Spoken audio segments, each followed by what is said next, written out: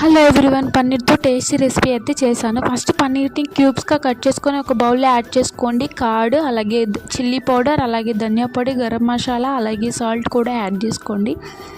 Next ఈ పన్నీర్ ముక్కల్ని 15 minutes పక్కన పెట్టి నెక్స్ట్ ప్యాన్లో ఆయిల్ వేసుకొని ఈ పన్నీర్ ముక్కల్ని వేసి లైట్ గోల్డెన్ బ్రౌన్ వచ్చేంత కలర్ వరకు వేయించుకొని పక్కన పెట్టుకోండి.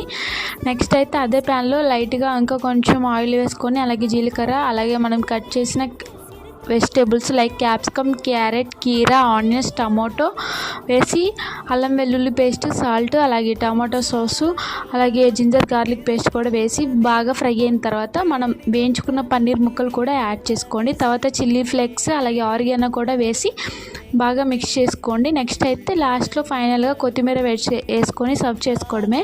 ఇది ఇలా తిన్నా టేస్ట్ బాగుంటుంది. రైస్లోకి, చపాతీలో కూడా రోల్ చేసి మీ పిల్లలకు కూడా పెట్టవచ్చు. Thank you for watching.